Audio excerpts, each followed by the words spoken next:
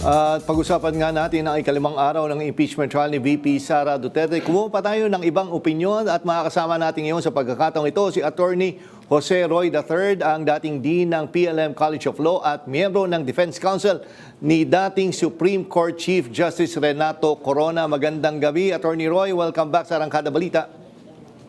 Good evening sa inyo. Good evening mga kababayan. Thank you for having me again.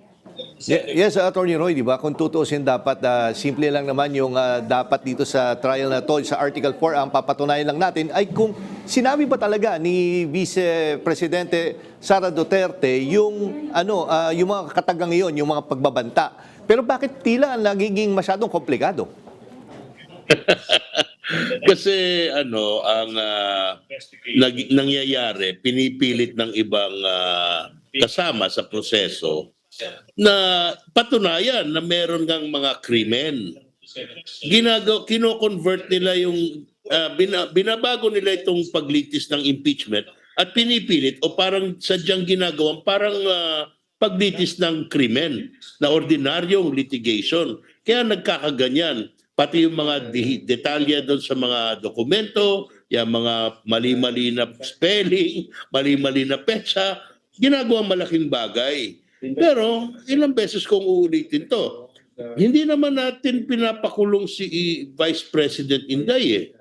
Hindi po ito mauuwi sa kulong.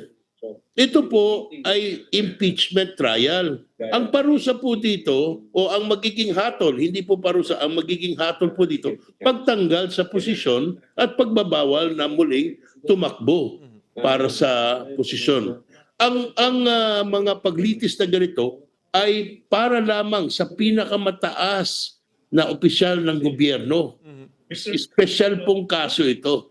Kaya lang yun nga, siyempre yung mga pumapanig kay VP Sara, ang gustong mangyari, ay hindi, patunayan niyo muna nagkaroon ng krimen kasi yun po ang pinakamataas na pruwebang kailangan na makamit para magkaroon ng conviction, no, o paghatol na parusa.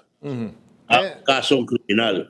And Attorney Roy, may napansin nga lang ako kanina dito sa defense, no, nung nag-play sila ng mga choice cuts ng video, parang minsan, bilang ako, hindi naman ako abogado or NBI agent, pero nagugulat lang ako sa mga context na mga pina-play nilang video. Nandun yung mga nagsabi about, parang may narrative sila na gustong ipalabasin eh. Katulad yung nabanggit yung pangako na benteng bigas ni Pangulong Marcos. Then of course, yung sinabi namimigay daw ng pera yung dating House Speaker. Hindi ko maintindihan eh. Paano naging connecta to? Paano siya pumapasok or nagiging defense para dun sa mga utterances na yon? Kasi nga, kung pinakinggan mo yung buong 2 oras na video na yan ni Vice President Inday, marami po kasing sinabi dun eh. Yun ang banta sa kanya, yung ang katiwalian sa gobyerno, yung mga kawalang halaga nung mga bigkas ng Pangulo, yung mga pangakong hindi na itutupad. Ayun po yung mga tinutukoy ni Vice President doon sa kanyang video. So kaya po, ang pinalalabas po ng depensa na bukod pa doon na nag-init yung damdamin niya at siya'y natatakot, itong mga sinasabi niya ay bahagi rin ng karapatan niya bilang mamamayan na magsaad o magpahayag ng reklamo laban sa mga opisyal ng gobyerno. Political speech, ika nga. So, sinasama-sama nila yan para konting halo-halo. Pero para ngayong gustong palabasin ng depensa at kung ako man sila, yun din ang gagawin ko, hindi naman talaga krimen o pagpatay ang gusto mangyari ni Vice President Sara. Ang gusto niya mangyari na siya'y bigyan ng tamang pagtrato, siya'y protektahan, ay ang mga kalokohan sa gobyerno itigil na, at yung paggigipit sa kanya ay matapos na. So itong mga technical na diskusyon tungkol dyan sa mga affidavit, kung ano-ano, bahagi lang ito ng trabaho ng depensa.